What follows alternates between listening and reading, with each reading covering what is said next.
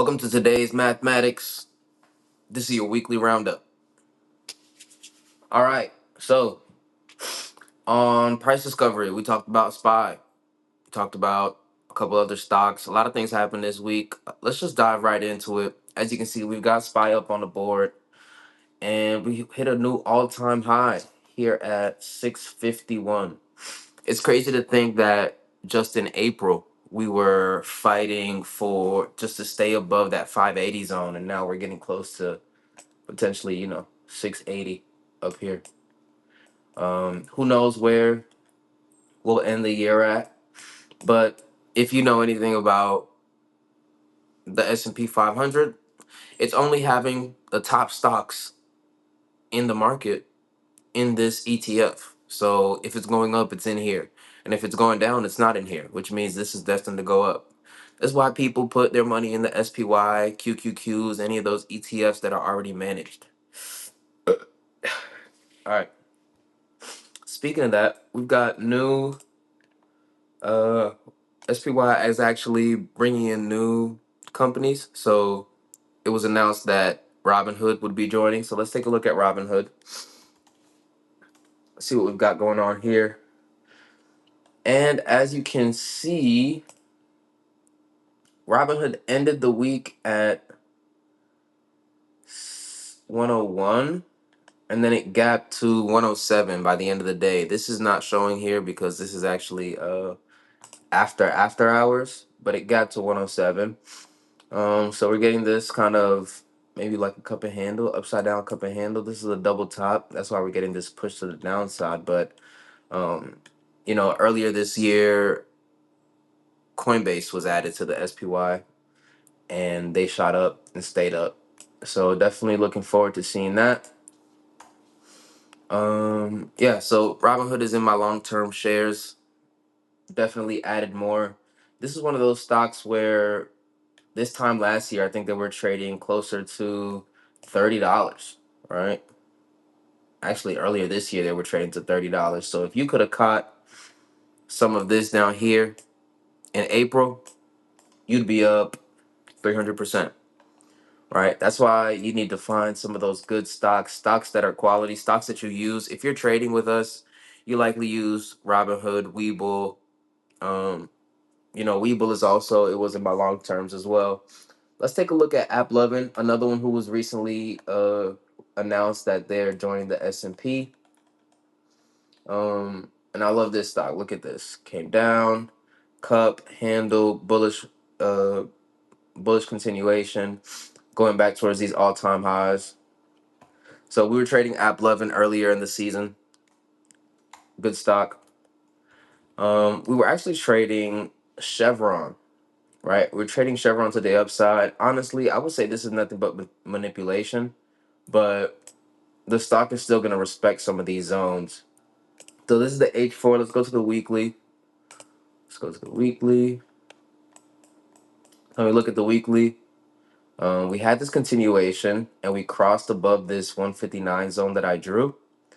And then we didn't get the continuation past that zone, so we had to look above and fail, crashed past this 156 zone. But we've got the 50 MA trying to cross back above this 100 MA. So this is probably where it might find support, closer to this 150. Yeah, so we had that strong push down. Got stopped out of this, but not concerned. For the most part, when we look deeper at this chart, it has been on the downtrend since Monday, October 31st. Or yeah, October 31st in 2022. So it's technically has been on a downtrend. But we're getting that cross to the upside here, something that hasn't happened yet. Even throughout this downtrend, the 50 MA was still above the 100. We had the cross to the downside. Now we're getting across to the upside. So who knows? We'll probably get some consolidation under this zone until we can get some buying pressure to push this up. The truth is, we know that everybody uses oil, right? So again, this is one of those things where it's like a no-brainer. PLTR, let's take a look. PLTR still retracing from hitting all-time highs at 186. Again, this was another one that 2024 was trading at $17. Right, so that buy and hold strategy is undefeated. Let's take a look here. Let's move this Fibonacci. Yeah, so I've got these zones drawn here at that 140, 144 zone, which where it will find support. Good place to load up. And if it crosses below this, the next support zone is going to be 153. Cool. And then, so as we know, we talked about it on price discovery. Um, September is typically a more bearish month, but we know that this year nothing has been the same, right? April is typically a bullish month, and April was one of the most bearish months we've ever had on Earth. So just kind of take what the market gives you. Try not to over complicate the situation.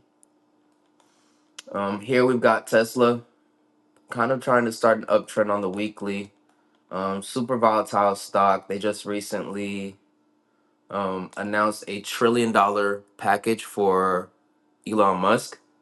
Don't know why he would need that, because he's already got all the money in the world.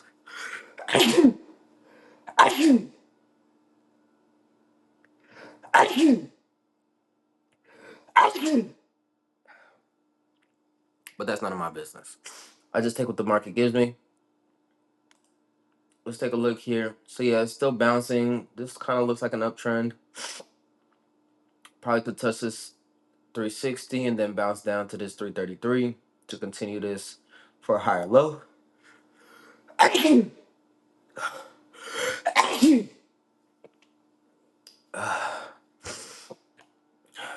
Jesus.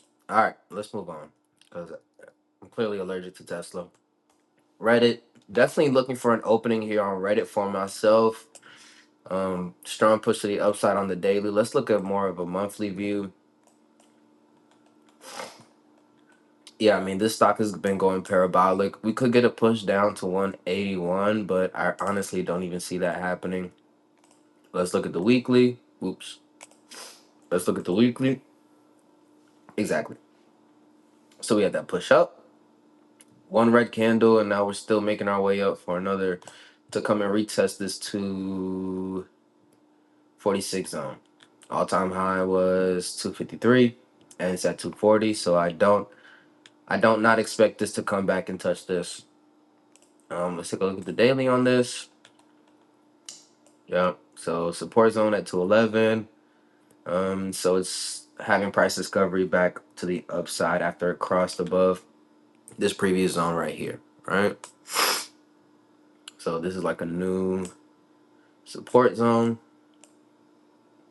Boom. Let's move on. Let's look at Webull. I like Webull as a company, but they're actually, if you look at the fundamentals for Webull, they're still losing money. So let's take a look here. Fibonacci from the lowest point to the highest point of this trend. For the most part, it's a downtrend, right? So I could see it come all the way back down to this 1017 brick squat before having some consolidation to go back up to the upside. But people trade on Webull all the time. So again, when you look at these stocks and understand these are real companies doing real things, you have to understand, okay, cool, like something's got to happen here, right? Cool. Let's take a look at Disney. Disney's looks like it's trying to make a inverse head and shoulders here, but for the most part, it's just consolidating under this 119 zone. It's got another zone above here up to this 124 for new all-time highs, or not even.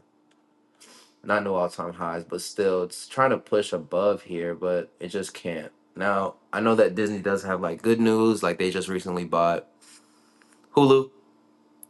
So all that streaming revenue is gonna go their way or get added to their balance sheet. Let's look at Applied Materials. Applied Materials, gap to the downside, created essentially a lower low here, but this is one of those stocks that, let's take a look. Producer manufacturing, right? And they've always be earning, so don't really expect this to be going down for too long. Also, we're getting this cross to the downside, so it may give us a little bit more selling pressure, especially as we've seen this here. But since April of this year, it's been on an uptrend. So let's see if this is going to make a higher low from here, or if this is essentially a lower high from here, right? The stock is still going to consolidate within this zone. Let's put the fibs on there, see what they're talking about. Cool. And so as you can see right here on the fib zone, the price is coming to consolidate above, it's trying to consolidate above this 0.5. So once it crosses this, it could go to the 382, which is closer to 170, and it's close to where that current cross to the downside on that 50, 100, and 200 MA is, as we see here, right? So that's what's going on.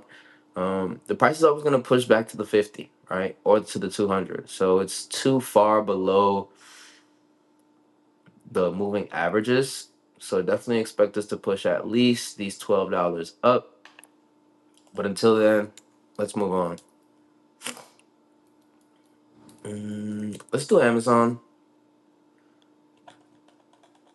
Amazon technically on an uptrend from 211 in August, but it's having trouble making some higher highs above this previous zone that they hit in July, right? So now it's September and they're still teetering close to this zone. Previous high was in February.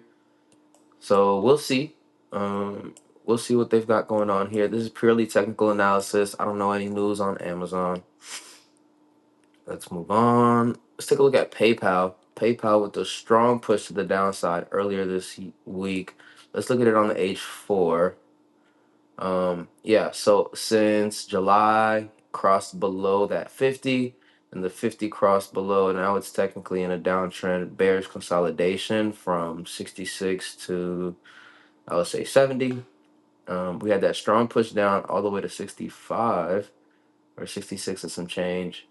And then we're just continuing to get that push down, right? We've got, before this candle, we've got this red and bulls, this red pin bar candle, which means we've got that strong wick to the upside and then a red candle body to the downside, which means price pushed up here but couldn't sustain that within this 4-hour zone, meaning price wants to probably continue to push down. It's probably going to come and retest this 66 zone. Who knows? All right. Highest high was here earlier at the top this year, so don't know if we'll be able to recapture that. Maybe 2026, right? Let's move on. What else have we got? What else have we got? Let's take a look at Meta. All right, you always want to look at the Max 7. I usually don't look at Google or Microsoft for the most part, but again, you want to be where the money is, right? So Meta looks like it's trying to do a head and shoulders. The MAs are lined up.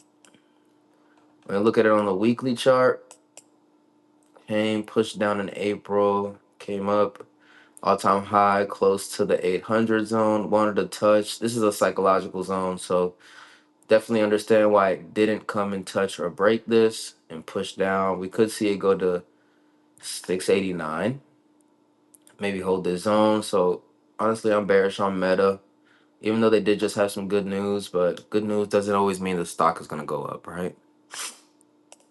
Let's move on. Stock specific stuff. And if you guys want to look at some stocks with us, just throw them in the chat. If there's some stocks that we haven't mentioned that you guys want to see, just let us know. Cool. So Uber, week over week, higher highs since April, which is good. Consolidating within the zone though, right? In this 80 to 81 zone. So definitely excited for it to hit 100. But again, another psychological zone. Plays for next week could push down to this 87 zone. But if we get some more bullish reversal, we could see it go to 96. All right, let's take a look at it on the H4. All right. Yeah, so price came down on the H4. We had that long wick down to 88, and then the price pushed back up, which means price doesn't want to go down there. This could be a bullish signal. But as you can see, this stock is incredibly choppy, right? If you tried to continue to the upside on this, boom, excuse me, you got cooked, right? If you try, excuse me, you got cooked. So if you tried to take this to the excuse me, if you try to take this to the upside, boom, this would have been where I would have caught a play to the upside, where look above and fail, and then couldn't get the push up. So who knows?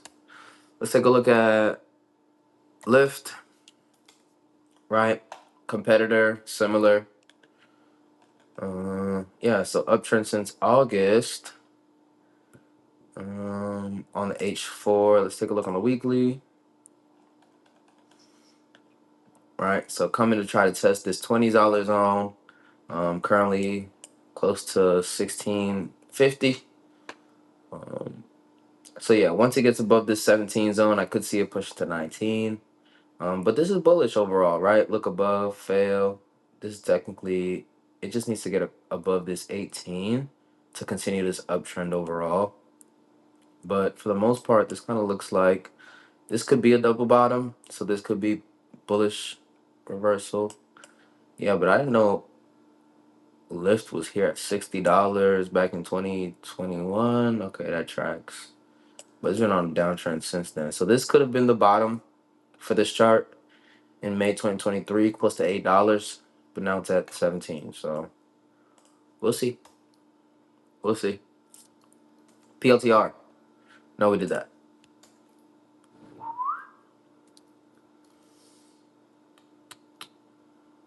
Let's look at DoorDash. Let's look at Dash. Earlier this year, I was having some trouble getting above 220, and then it went through. So love to see that, right? Came, had the wicks for 220, and now it's coming above here, closer to 250, 260. Currently, the price is 246. It could try to come and consolidate this thin candle here. Let's look at the daily. It didn't go up too fast, but it looks like it's holding this 50 zone on the daily, right? So we could get some bullish consolidation here before continuing to push to new all-time highs. But yeah, overall, stock is bullish. Goodbye. Let's see. Let's do one more. Let's do Kraft Heinz. For the most part, looks oversold. And look at it on the shorter, on the daily, right? Strong bullish engulfing candle. And so the stock is trying to reclaim some more of this price. So we'll see. Let's move on. Last one. Let's do NVIDIA. A whole lot of nothing here. 1, 2, 3 touches to 183, and then we had that strong push to the downside. NVIDIA honestly could still come take this 157, 160 zone, or honestly this 144 zone, 148 zone. Because look, this used to be strong resistance, so definitely could see this holding as support, letting those MAs reconsolidate and then push to the upside. We'll see. Let's do one more for you guys. Starbucks. Yeah, Starbucks, they got a new CEO, so he's trying to do his thing here. But for the most part, look at this chart. Downtrend, we had that push and then still a downtrend. So this was the previous support, 73.74. New higher low here from 75.76-ish. Currently that's 85. So it could come and make this more support, kind of solidify this support zone before going back to 93. These MAs are a mess, so I can only expect this to continue to go to the downside. Yeah, I got puts on this. Actually, this is the one I have the most puts on emotionally, right? Let's take a look. I really hate Apple. So I hate this stock. I hate the ticker symbol. And I hate their products. So I'm only looking for bearish uh bearish plays here. I'm only looking for puts here. Higher high at 260. And the reason why is just because they suck, right? They have a huge infrastructure, but they've got no innovation. They let everybody backdoor them in terms of this AI race. They're not doing anything in terms of that, which sucks for them. And it sucks if some of these more AI companies like Perplexity or OpenAI go public or build some hardware that people can purchase, because people don't need a phone if they can just connect to the internet with chat. So this could be a lower low here. This is on the daily. Let's take a further look back. All right. Technically bullish, lower high here at 128 in 2023. Lower high here in April 2024. And then lower high here in March 2025. But since then, this has been the highest high. So if this can't cross above this 250, I could see it going to zero. That's my analysis. This is not trading advice.